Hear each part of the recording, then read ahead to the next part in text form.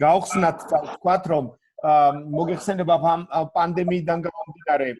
ცოტა ფორმატი შევცვალეთ რადგან სხვა გზა უბრალოდ არ ქონდა შესაბამისად თუმცა ძალიან საინტერესო გახდა მე მგონი ჩვენ გვაქვს ციკლი საჯარო ლექციების თუმცა მხოლოდ საჯარო ლექციებით არ შემოვიფარგლებით 22-ში გვაქვს ძალიან დიდი კონფერენცია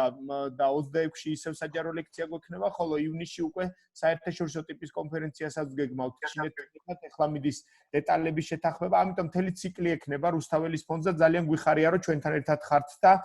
გვაქვს სურვილი რომ გვადევნოთ თვალი ვთქვათ ამ ნიუსებს და თქვენთვის საინტერესო თემატიკიდან გამომდინარე ჩაერთოთ ხოლმე. რაც შეეხება ბატონ ნიკოლოზს პირველ რიგში ძალიან დიდი მადლობა ნიკა. ძალიან ვამაყობთ იმითი რომ ნიკა გახლავთ ჩვენი სახელობითი სტიპენდიანტი და შესაბამისად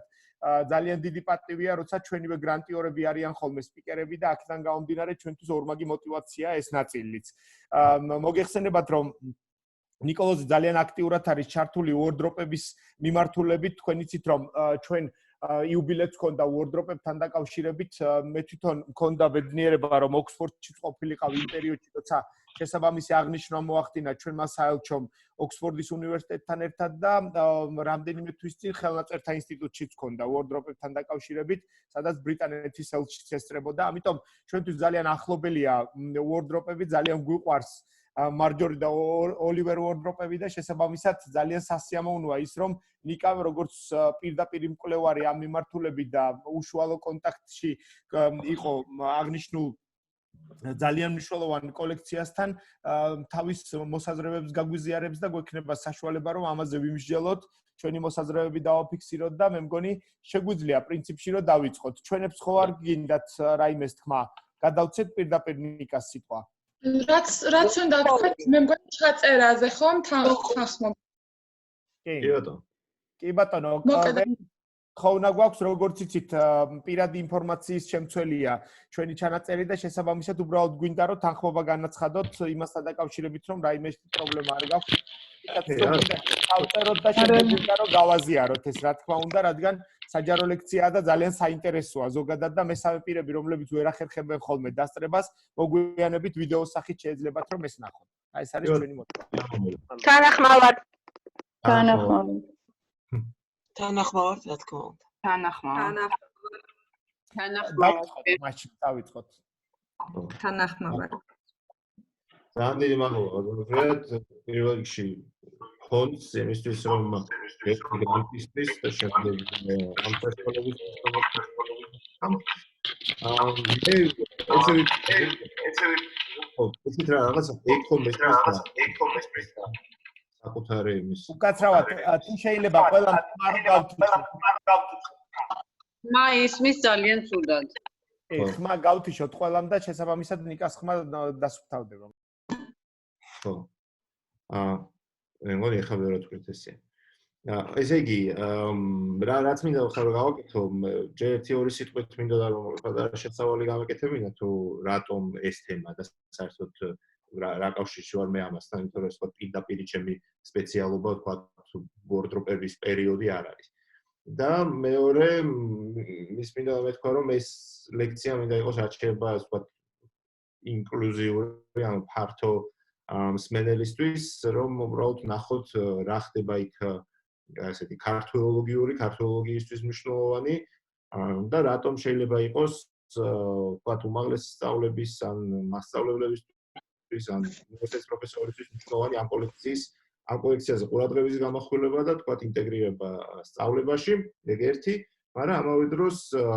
ზოგადად აი ეს კოლექცია თავისი სპეციფიკიდან გამომდინარე და ისტორიიდან გამომდინარე როგორ შეიძლება იყოს ერთი ლინზა, ერთი პერსპექტივა საქართველოს ისტორიისა და კულტურის შესწავლისთვის. აი ამაზე მინდა რომ ვისაუბროთ დღეს. ახლა რა თქმა თვითონ ოქსფორდს, ხო, ოქსფორდის უნივერსიტეტში ოქსფორდის უნივერსიტეტში არსებობს ესეთი ბოდლის ბიბლიოთეკა, რომელიც არის ყველაზე დიდი კოლექცია ოქსფორდში არსებული ყველანაირი ხელნაწერისა და წიგნებისა. გარდა ამისა, ცოტა ხნის წინ აი თქვენ მარჯვენა ქვედა კუთხეში ასაც ხედავთ, მოხდა ამ ბიბლიოთეკის ხელნაწერების კოლექციის და სპეციალური კოლექციის შენობის რესტავრაცია და განახლება, ეს რაც ხედავთ არის სრულიად ახალი შენობა. და თავს უყრის აქ ყველა იშვიათი სპეციალური კოლექცია. მე პირადად ამასთან ის კავშირი მაქვს, რომ დაახლოებით 10 წელი ჯერ ვსწავლობდი და მე მუშაობდი ამ უნივერსიტეტში და ჩემი რაღაც ინტერესიც გაჩნდა სადღაც 2010 წელს, როცა თხოვეს რომ მონაწილეობა მიმეღო ამ ვორდროპების კოლექციის, ზოგადად ფართო გაგებით ქართული კოლექციის დიგიტალიზაციის და დახარისხების პროცესში, მაშინ სტუდენტი ვიყავი და ამიტომ სიამოვნებით ამას დავთანხმდი, ამაში მონაწილეობდი და შემდეგ უკვე 10 წლის თავზე მეც როცა ჩამოვშორდი ამას და ბევრი სხვა მიზეზებით მათ შორის რუსთაველის ფონდის მნიშვნელოვანი მონაწილეობითაც მოგეხსენებათ ამ fellowship-ების შესახებ. უკვე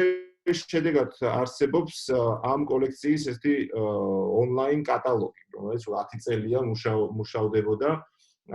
ეს არის ზოგადად აღმოსავლური კოლექციების ფარგლებში არსებობს გვერდი, სადაც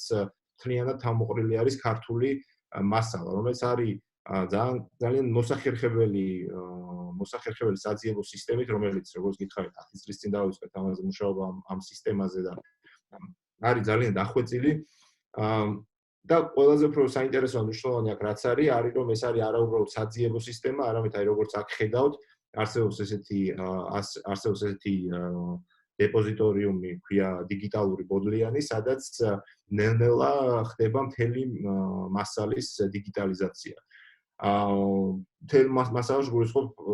ზოგადად ყველაფრის რაც არის ოქსფორდში. რა თქმა უნდა, საუბარი არის მილიონობით ფურცელზე და ამიტომ ძალიან ნელი პროცესია. თუმცა ნიკა, ეხლაც მიმდინარეობს დიგიტალიზაციის პროცესი? დიახ, მიმდინარეობს. ოღონდ როგორ რაღაცა იცით რომ ამას ცხადია ჭირდება თანხა და ეს დაფინანსება. ოქსფორდში ფუნქციონირებს როგორც თქვენ იცით ვორდროპების მარჯორ ვორდროპის ფონდი. ეს მარჯორ ვორდროპის ფონდი დაარსა ოლივერ ვორდროპმა, როცა გარდაიცვალა მარჯორი მისი და რაზეც გვექნება შემდეგ საუბარი და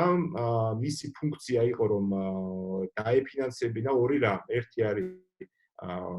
შენაძენები, წიგნების შენაძენები ბიბლიოთეკაში და მეორე ბრიტანელი მეცნიერების და სტუდენტების კვლევები, რომლებიც დაინტერესებულები არიან საქართველოში. თუმცა და ეს ფონდი უკვე 100 წელია რა თქმა უნდა არსებობს, მაგრამ ესეთი ცვალებადი წარმატებით, ცვალებადი თანხის რა თქმა უნდა ხა დიდარი ფონდი ვერ იქნება. თუმცა რამდენიმე წლის წინ, 2 წლის წინ, მე მგონი თქვენც იცნობთ ამ ადამიანს ჯილიან ევისონი, რომელიც არის ბოდლეს ბიბლიოთეკის აღმოსავლური კოლექციების დირექტორი მთლიანად, ის აირჩიეს ამ ფონდის დირექტორადაც, ანუ მარჯორი ვორდროპის ფონდის დირექტორად. შარშან თებერვალში შევხვდით ნიკვიშ თვითონი. ბოდლეს ბიბლიოთეკაში. კი. ჯილიან, რომელიც საქართველოშიც რამდენჯერმე იყო თქვენთანაც, ანუ კომისიაშიც და ბევრი მიზეზებით სამჯერ იყო ჩამოსული იყო ჩვენთან, ძალიან ახლო მეგობარი გახდა საქართველოსი, რომ მისი ბექგრაუნდი საერთოდ არის საქართველოს ინდოეთის სპეციალისტია, მაგრამ მე მგონი ძალიან მოიხიბლა საქართველოსი და ამის შედეგი არის, რომ პრიორიტეტი ამ დიგიტალიზაციის ჰქონდა ქართულს. და აი ეხლა კი ბევრი არის, მაგრამ აქაც ნახავთ, რომ აი მაგალითად ენებს რო ჩახედოთ 6 ეს ცოტა ძველი სკრინი არის, იმის მერე კიდე დაემატო, მაგრამ აი 6 ხელნაწერი იყო ქართული და 1 ინგლისური, 1 ბერძნული, ანუ ქართულით დაიწყო ეს ამბავი, ძალიან მნიშვნელოვანია. და გრძელდება კი ეს ამჟამინდელი სტატუსი არ ვიცი, იმიტომ რომ როგორც გითხარით, ამ ფონდს არ აქვს ძალიან დიდი შესაძლებლობა რომ უცბად ჩადოს ამაში ეს ყველაფერი, მაგრამ ნელ-ნელა მიმდინარეობს. მეორე მესამე რაც ხდება ბოლო დროს, ხდებოდა ყოველ შემთხვევაში, ეს არის ისევ ჯილიან ევისონის დამსახურებით, რომელიც მე იმსახურებს ხშირად ახსენოთ ამ ჩვენ ქართულებში. 2018 წელს მისი ინიციატივით მოხდის 2016 დაიწყო ეს, მაგრამ ეს გაუშვეს ინიციატივა, რომ რახან 2018 წელი იყო საქართველოს პირველი დემოკრატიული რესპუბლიკის 100 წლის თავი, რამენაირად ეს აღნიშნულო. მაშინ შევხვდით ჩვენ რაღაცეთ კაფეში და მაშინ გადაწყდა, რომ გამოგვეცა ამ ციგნებზე, ამ კოლექციაზე დაფუძნებული წიგნი. თავით იყო ვერსია რო ყოფილიყო გამოფენა გაგვეკეთებინა, როგორც მაგალითად 20 წლით ადრე ჰქონდა სომხურს, იმიტომ რომ სომხეთი აღნიშნავდა 1915 გენოციდის 100 წლის თავი მისი კომემორაცია ხდებოდა. თუმცა სამწუხაროდ ქართული ერთი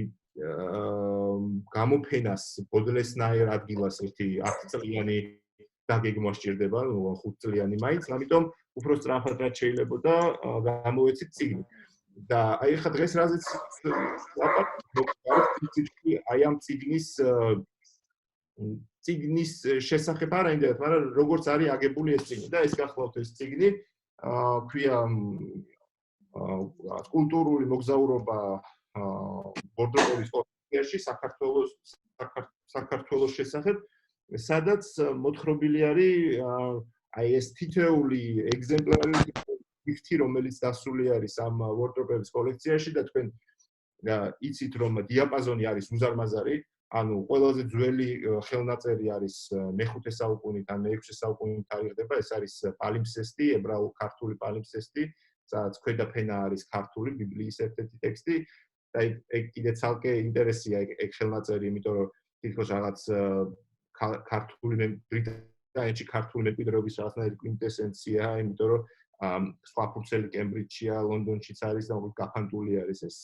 ხელნაწერი ბრიტანეთში, ხოლო ყველაზე გვიანდელი დოკუმენტი არის უკვე საქართველოს გასაბჭოების მერეც, აი ოლივერ ვორდროპის, ალენის და ამ ბრიტანელი ქართველოგების მცდელობა გვირგვინდება, რომ ანექსიის და ოკუპაციის პირობებში შეინარჩუნონ საქართველოს კულტურული წარმომადგენლობა ბრიტანეთში. ამიტომ აი ეს ვორდროპების კოლექცია და ქართველოლოგია ბრიტანეთში არის ამ ყველაფრის შედეგი, რომ ამ რამდენიმე ადამიანმა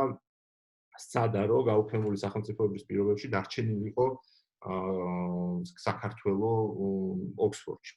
როგორც მთავარ საუნივერსიტეტო დაწესებულებაში. კიდე ორი სიტყვით მინდა გითხრათ, რომ ეს თქვათ ქართველოლოგიის ფართო გაგებით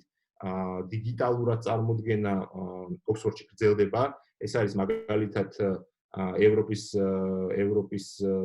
კვლევების ფონდის მიერ დაფინანსებული რამდენიმე მილიონიანი კვლევის შედეგი, რომელიც სწავლობს გვიან ანტიკურ ქრისტიანულ ლიტერატურას და კონკრეტულ ასპექტებს ამ ლიტერატურაში, სადაც ერთ-ერთი მთავარი არის ქართული ლიტერატურაც და ამ ქართული ლიტერატურის ეხლა შეგიძლიათ აი ამ საიტზე შეგიძლიათ მოძებნოთ, არის ატვირთული ტექსტები, თარგმანი გამოკვლევები და ასე შემდეგ. ასე რომ ბოლო რამდენიმე წელი არის ეს ქართველოლოგია რაღაცნაირად ფეხს იკიდებს და არა მარტო ფეხს იკიდებს, არამედ პოპულარულიც ხდება ფართო აუდიტორიაში, ფართო მსმენელებს და ნაცნობიც ხდება და ყველაფერს თავი დავანებოთ ბოლო რამდენი წელი გამოწვევ 4 წელი თუ 3 წელი ეს რუსთავის ფონდის გრანტიორების ჩამოსვლაც ამაში ძალიან დიდ როლს თამაშობს, იმიტომ რომ ძალიან ბევრი კონფერენცია, ვორქშოპი, როგორც თქვენ ახსენეთ ბატონო, ტარდება იქ. ხარო დაუბრუნდეთ, თუ რამე კითხვები გაგიჩნდათ გზადაგზა ნებისმიერ მომენტში გამოწყვეტინეთ და უფრო დეტალურად ვისაუბრებთ რაც ამ თემებზე. ეხლა რაც შეეხება თვითონ ვორდროპების პერსპექტივას, ანუ რისი ჩვენება მინდოდა უბრალოდ ამ მოხსენებითაც და ამ წიგნითაც, რომ ეს კოლექცია რამდენადაც არის, ასე ვთქვათ, თითქოს დროში ძალიან გაფანტული, როგორც ვთქვით, მე-5 საუკუნიდან მე-20 საუკუნის პირველი 30 წლები დამთავრებული ხდება, არის აკუმულირებული მასალა და სპორადულიც არის, ხო, ვთქვათ, მე-5 საუკუნიდან შემდეგი არის ეს მნიშვნელოვანი ხელნაწერი, რასაც ხედავთ, ეს არის მე-11 საუკუნის პროხორე ქართველის ავტოგრაფი, რომელიც იერუსალიმის ჯვრის მონასტრის დამაარსებელზეა, ხო, ტიტორზეა საუბარი. ეს ძალიან ძვირფასი ხელნაწერი. შემდეგ არის ძალიან ბევრი სხვადასხვა მნიშვნელობის ხელნაწერი, რომელიც მნიშვნელობის იგულისხმება, ეხლა ჩვენ რაღაც შეჩვეულები ვართ, რომ მნიშვნელოვანი ხელნაწერი რატომღაც უნდა იყოს ძალიან დიდრული და ძვირფასი. მაშინ როცა ეს კოლექცია ზუსტად ამ პერსპექტივას აჩვენებს, რომ არ არის აუცილებელი ეს ხელნაწერის სიძვირფასისისთვის და ნუ ყველაზე უფრო ცნობილი და მნიშვნელოვანი წევრი ამ კოლექციისა არის ეს ორი ხელნაწერი, ესენი არის რუსთაველის ორი ძალიან მდიდრულად ილუსტრირებული მე-17 საუკუნის ხელნაწერები, რომლის ინგლისში მოხვედრა კიდე ცალკე თავგადასავლებით სავსე ამბავი არის, ცალკე ასახავს ბოლშევიზმის საქართველოში დამკვიდრების პრობლემას, ბოლშევიზმამდე რევოლუციის გამომდინარე პრობლემებს, როგორც ცდილობდნენ ეს ქართველი თავადაზნაურები, რომლებიც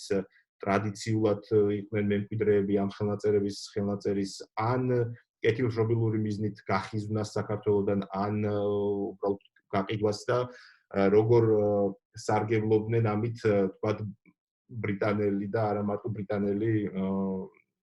მოგზაურები და დიპლომატები, რაც ამბივალენტურ მორალურ საკითხს კი აყენებს, როგორც ყოველთვის, რომ ამით მათ გადაარჩინეს, თუმცა რა თქმა უნდა, კაპიკება და შეიძინეს, მაგალითად ოლივერ ვორდროპი ამბობს თავის ცოლს წერს წერილებს ხოლმე, აქ როცა არის და იქ ხვება თბილისის ბაზარზე, როგორ იპოვა რაღაც მე-13 საუკუნის სომხური და ქართული ხელნაწერები, რომლებიც პირდაპირ მნიშვნელობით კაპიკებად ჩაუვარდა ხელში. ამიტომ ეს ცხადია, ეს ასპექტი აქვს ამას, როგორ შევხედავთ ამ ქართული საგანძური გვიყვარს სიტყვა, მაგრამ მის მოგზაურობას საზღვარგარეთ. ამის შემდეგ ძალიან ყველაზე ესეთი აღსანიშნავი რაც არის ცხადია მარჯორის პირადი კოლექცია და მე-19 საუკუნის თუ თქვენ გინდათ გაინტერესებთ შეისწავლოთ აი მე-19 საუკუნის მეორე ნახევრის ქართული ინტელექტუალური სივრცე, აი ამ სიტყვის ძალიან ფართო გაგებით. აი ვინც კი გაჭაჭანებულა ამ პირდაპირ მნიშვნელობით არის ასახული ამ ვორდროპების კოლექციაში. იმიტომ რომ მარჯორისაც და ოლივერს ჰქონდათ აი რაღაცნაირი ობსესიური სურვილი, რომ არ ყოფილიყო არაფერი, რასაც ისინი გამოტოვებდნენ. ანუ ყოველთვის ჩართულები ყოფილიყვნენ. წიგნი თუ გამოვიდოდა რამე ახალი და თქვენ იცით რომ ძალიან იშვიათად გამოდიოდა რამე ახალი და კარგი მე-19 საუკუნის მანძილზე, აგზავნინებდნენ ინგლისში. გაზეთებს აგროვებდა და ჟურნალებს, ყველაფერს რაც კი მოეპოვებოდა და მიმოწერაც ჰქონდა გაჩაღებული ძალიან აქტიური. და ეს მიმოწერა იქნება თუნდაც აი ეს ძალიან ცნობილი წერილი, რომელსაც ცოტა ხანში მიუბრუნდებით კიდე ილია ჭავჭავაძის ილიასადმი გაგზავნილი წერილი, სადაც მარჯორი პირველად აცნობს თავს ილიას და სთხოვს მას, რომ მისი განდეგილი თარგმნა ინგლისურად და ამ განდეგილის გამოქვეყნებას თხოვს, ამაზე ილიას პასუხი და შემდეგ აი წლობით, ასობით მიმოწერა ილიასთან, ოლღასთან, ილიას ცოლთან და აი ღირებულება ამისა მასალის სწორედ ის არის, რომ ძალიან კვეთრად, ძალიან ესე ვთქვათ, ჭიდროთ არის გადაჯაჭვული ამ ვორდროპების კოლექციაში ეს პირადი და საზოგადო. იმიტომ რომ ეს ამ ოლივერისა და მარჯორის პირადი პრობლემები, არ ვიცი როგორ სწორედ, მაგრამ თვითგამორკვევა, პირადი ფსიქოლოგიური ემანსიპაცია, მარჯორისთვის ფიზიკური ემანსიპაცია, როგორც ვიქტორიანელი ქალისთვის და საქართველოს როგორც ამისი ასპარეზი და საქართველოს თავისი თვითგამორკვევის, ესე ვთქვათ, ნაციონალური თვითგამორკვევის საკითხები, რომელიც 70-იანი წლებიდან 60-იანი წლების ბოლოდან იწყება საქართველოში, ძალიან გადაეჯაჭვა ერთმანეთს და ამის შესახებაც შევა რამდენიმე რაღაცის თქმა. რომ აი სულ ცოტა ხნის წინ ეს არის 2018 წელს, როცა ერთ-ერთი აღნიშვნა ხდებოდა იმისა ერთ-ერთი ღონისძიება იყო ამ 100 წლის იუბილეში. კონფერენციაზე მოვიდნენ ოლივერ ვორდროპის შთამომავლები, რომელსაც ჩვენ მანამდეც ვიცნობდით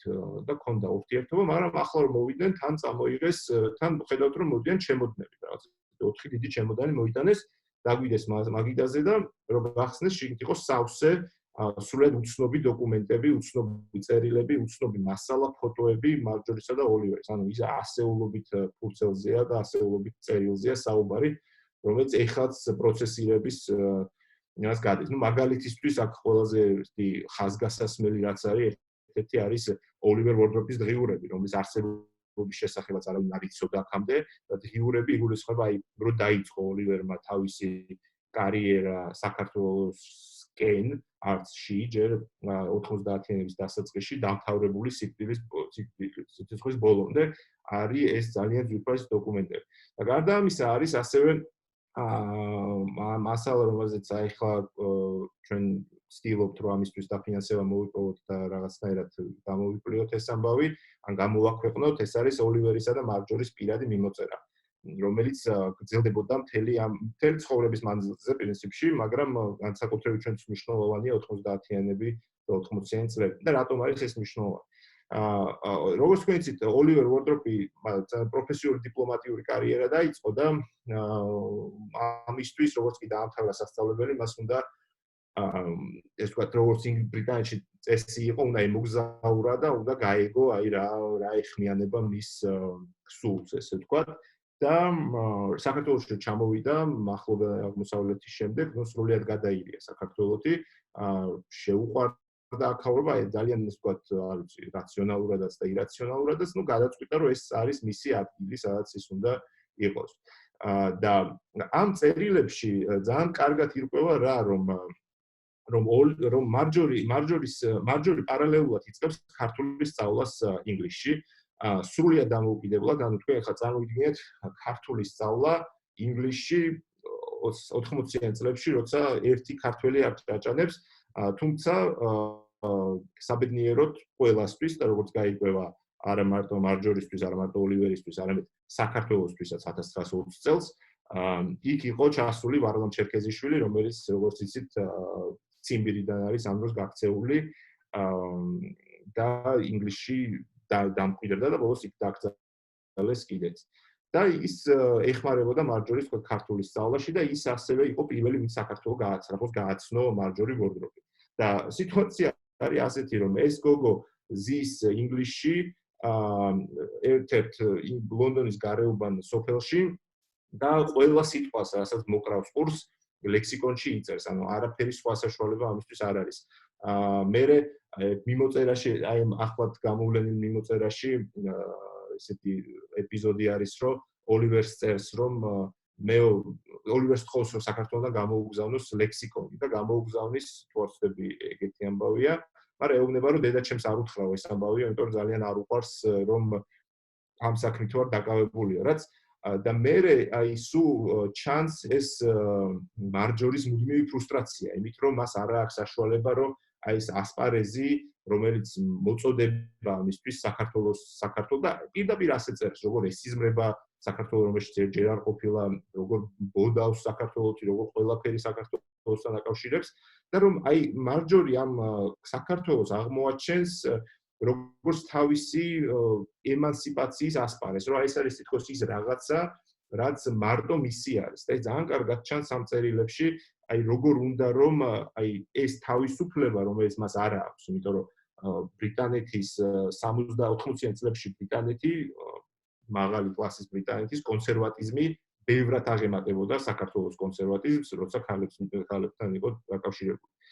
და კარგად აღწერს ამ კონტრასტს კიდე, რომ მაშინ როცა ეს ოლივერი ამ საქართველოში დაქრის და წიგნსაც წერს საქართველოზე და ეს რაღაც ბარათაშვილის მერანის სტილში და ბაირონის სტილში თავისუფლების განავარდებაზე და ასეთ რაღაცებზე, მარჯორი თავარი დღესასწაული რაც მის თავარი ამბავი დღის რაც იყო, რომ ესაო დედასთან ერთად ხობემდე გავისეირნეთო და უკან წამოვედითო, დღეს ეს იყო ჩემი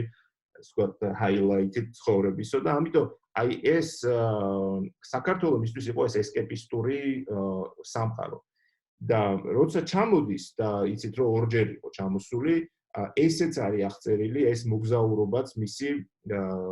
მოგზაურობის წერილები, რომელსაც გზადაგზას წერს ოლივერს, თავ დედასთან ერთად ჩამოვიდა, იმიტომ რა თქმა უნდა, დედა არ გამოუშვებდა საქართველოში, რომელიც მისთვის ახლა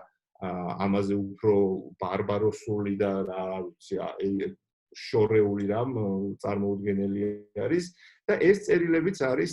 რამდენადაც ეს თქვა თვალის მოკრა შეიძლებოდა და ნინო ვარდროპი ანუ ოლივერის მას ჰქონდა ეს წერილები, იცოდა ამ წერილების შესახებ და პატარა სტატიებიც აქვს დაწერილი ამის შესახებ, სტატია. არის თლიანად გაჟღენთილი ამ რაღაც ბერძნული მითოლოგიის ენით, რომ როგორ საბერძნეთიდან გემით როგორ მოადგნენ ბათუმს და როგორ გავდა ეს რაღაც არგონავტების თავგადასავალს და ქარიშხალი როგორ იყო დედა როგორ ცუდად გახდა გემზე და ასე შემდეგ და მერეც ასევე გამოუქვეყნებელია ეს სამწუხაროდ თუმცა ქართული თარგმანი გურამ შარაძემ გამოსცა თავის წიგნში მის ცნობილ დღიურში აი აქ არა ხო აი ქვემოთ რაც წერია ეს არის ჩანაწერები საქართველოს მოგზაურობის შესახებ სადაც მარჯორი ყვება საქართველოზე როგორც სრულიად მითოლოგიურ მხარეზე ასე ხედავს ძალიან ნაივურად რა თქმა უნდა მაგრამ ყველაზე უფრო საინტერესო რასაც ის ხედავს არის ეს ქალების როგორც თვითონ წარმოუდგენია რაღაც აბსოლუტურად შეუსაბამო ემანსიპირებულობა რაც მისთვის სრულიად უცხო იყო გიგულისხმება ის რომ ქალები არიან ჩართული როგორც თვითონ წერს იმაში ჟურნალისტურ საქმიანობაში, პოლემიკაში, წერლები არიან, რედაქტორები არიან და ეს მას ძალიან მოლოდინსა და რეალობას შორის ისეთ შეუსაბამობას და დაძაბულობას ქმნის, რომ კიდევ უფრო მითოლოგიზება ხდება საქართველოს. მაგრამ მანამდეც როცა სუპირველად დაუკავშირდა საქართველოს რის თქმა მინდა ამით რომ აი მარჯორისთვის რამდენადაც საქართველოს იყო საკუთარი ემანსიპაციის და საკუთარი თვით იმის რაღაც ახალი პლატფორმის შექმნის საშუალება რომელიც მას ინგლისში არ ქონდა იმდენადვე ხდებოდა მარჯორის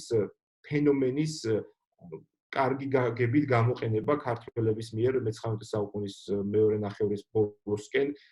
საკუთარი ნაციონალური და ეროვნული პროგრამისთვის და გეგმებისთვის.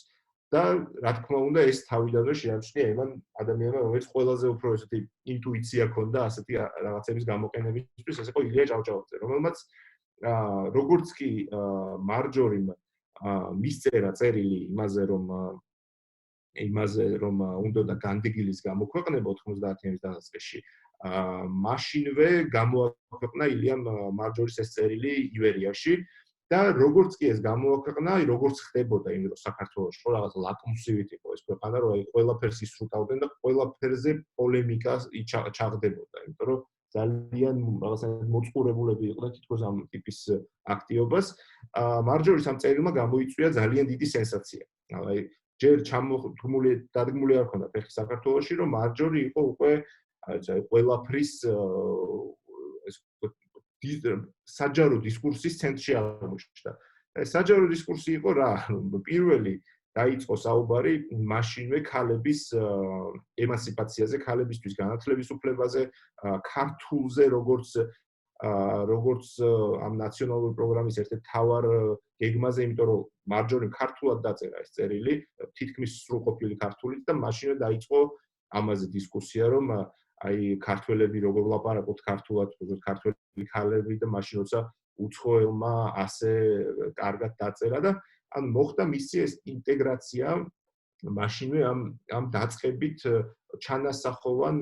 ფემინისტური არ არის თქვა, მაგრამ პროტოფემინისტურ მოძრაობაში საქართველოს. ბარბარე ჯორჯაძე იქნებოდა თუ სხვები ძალიან აქტიურად გამოეხმაურნენ ამ თემას. მაგრამ მეორე რაც ასევე ძალიან კარგად დაიჭირა როგორც ილია ჭავჭავაძემ ისე ბაქრაძემ, კოტე ბაქრაძე და სხვებმა ამ პერიოდში იყო აი რაღაც მარჯორის ფიგურის ჩვენება როგორც აი მას ავთენტური ქართულ-ევროპული ურთიერთობის აღდგენის მცდელობა. როგორც აი დაბრუნება იმ რაღაც ავთენტურ და ნამდვილ მდგომარეობაში, ბუნებრივ მდგომარეობაში, რაც საქართველოს არის ბუნებრივი მდგომარეობა, რომლისგანაც ჩვენ დაგვაშორეს, თქვა რუსების რუსული მართლობის გამო. და ეს ჩანს ძალიან კარგად და ამიტომ არის ეს კოლექცია ასე ღირებული, იმიტომ რომ ქართველებს ჰქონდათ ეგეთი ჩვევა, რომელიც ეხლაც გვაქვს, ხო, რომ ესენი რომ ჩადიოდნენ, მარჯორი სულ ორჯერ იყო ჩასული, ოლივერი რამდენჯერმე, მაგრამ აი ფეხს დაადგამდნენ თუ არა, გააქანებდნენ საქეიფოდ,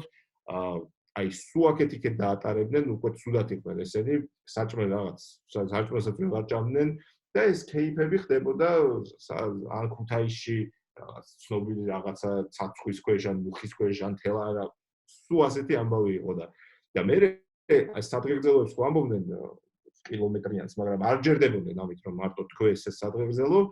მაგრამ და მე წერდნენ ამ სადღეგრძელოს და უგზავნიდნენ ინგლისში ამ დაწერილ სადღეგრძელოებს. ამიტომ თქვენ თუ გაინტერესებთ სადღეგრძელოების ისტორიოგრაფია, ან სადღეგრძელოები როგორც წყაროწოდნეობითი მასალა შეგიძლიათ ამის შესწავლას და საინტერესო რატოა სადღეგრძელოები ყველაფერთან ერთად რომ ძალიან კარგად ჩანს მაგალითად ბაქრაძის შემთხვევაში რომელიც სადღეგრძელო რომელიც წარმოთქვა რომ რაღაცა მუხის ქვეშ ქუთაისთან ახლოს როგორ ხდებოდა მათთვის ამ ელიტისტვის რაღაცა ინტელექტუალური ელიტისტვის მარჯვენა ევროპის კონცეპტუალიზაცია რომ აი შენ ხარ როგორც ესეთ რაღაც ამბობს რომ 16 საუკუნის წინ წმინდა ნინო რომ შემოვიდა საქართველოში შენს იგივე ტრაექტორია გაიარა იმანაც ენა არ იცოდა ისიც შენსავით პატარა იყო ისიც ამ რაღაც საშინელ მდგომარეობაში და სახიფათო ვითარებაში იყო და ასე შემდეგ და ეს რიტორიკა რომ მარჯორი არის სიმბოლო რაღაცნაირი კარისა რომელიც უნდა გააღოს საქართველოს და ეს ფანჯარისა ევროპისკენ გახდა ძალიან ძლიერი სიმბოლო, რომელიც უბრალოდ სიმბოლოც არ იყო. ძალიან პრაქტიკულ საქმიანობაში გადაიზარდა, ძალიან პრაქტიკული გავლენა ჰქონდა აი ამ ძალიან პირად ურთიერთობას არა მარტო 19 საუკუნის ბოლოს, არამედ 1905 წელს, არამედ ავტოკეფალისტების მოძრაობის დროს, 1918 წლის დამოუკიდებლობის დროს, 1920 წელს ბრიტანეთის მიერ საქართველოს აღიარების დროსაც და რაც ძალიან ნათლად აჩვენებს რომ აი ამ ნიკა ბოდიშ გიხდით 2 წუთში გაითიშება და ხელახლა იგივე შემოსვლას ვაკეთებთ უბრალოდ. კი ბატონო, კარგი. მეტი არ არის. ხო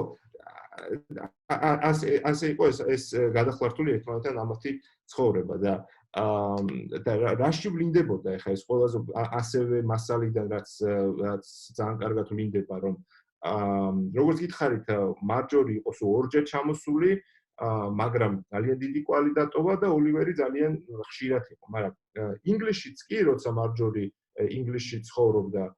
და დაბრუნდა ეს ურთიერთობა ძალიან ესე რომ მტკიცედ გაგრძელდა და ნუ ყველაზე ესეთი მნიშვნელოვანი და სამწუხაროდ დამავიწყდა ამ ფოტოს მომზადება მაგრამ იყო როცა ქართველი სოციალ-ფედერალისტების ინიციატივით და ვარლამ შერტიშვილი იყო ერთ-ერთი ამის მოთავე და სხვებიც შეიქმნა პეტიცია ქართველი ხალხის ცნობილი პეტიცია რომელიც თუ შეამჩნიეთ შარშანწინ ძალიან გავრცელდა ინტერნეტში ეს მასალა ეს არის საკუთარ 2000 ადამიანის ქართველის ხელმოწერა სადაც ჯერ წარმოიდგენთ მე-19 საუკუნის დასაწყისში ასეთი ხელმოწერების შეგროვება და ეს იყო პეტიცია რომლის მიზანიც იყო რომ თქვა საქართველოს უფლება ემანსიპაცია მოხდარიყო დაცულიყო მისი უფლებები და რაც თავარია აღდგენილიყო ის პირობები რომელიც დაირღვა 1793 წლის გეორგიევსკის ტრაქტატის გამო და ეს იყო სულ პირველი რაღაცა იყო ასეთი ამბავი რომ ქართველებმა კოლექტიურად შეადგინეს პეტიცია შეადგინეს ტექსტი ნარატივით თავისი გამართული ლეგალური ნარატივიც იყო არა მარტო ისტორიული რომლითაც უნდა მომხდარიყო თქვა ეს ხო ლეგალური ქართველების უფლებების აღდგენა რომელსაც პოტენციურად უნდა შემდეგ მოიტანა დამოუკიდებლობა იმ გაგებით რა გაგებითაც დამოუკიდებლობა სიტყვა არსებობდა მე-20 საუკუნის დასაწყისში ხო და აქაც აი ეს რომ ნახოთ ორიგინალი ამ ტექსტისა არის მუდმივად ოლივერის ეს თქვა გასწორებული ჩასწორებები რომ რიტორიკულად უფრო გამართული გახადო